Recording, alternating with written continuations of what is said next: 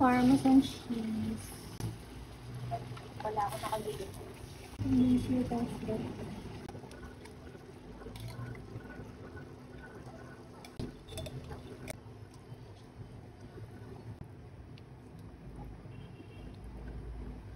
Meron ako natirang all-purpose cream, kaya gagawin na lang natin itong creamy pesto. Sayang naman, baka masira lang sa ref.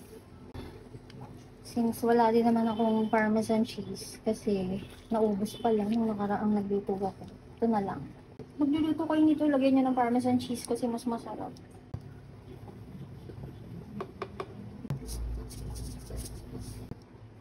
Ubus na. Meron pa akong isa. More pepper.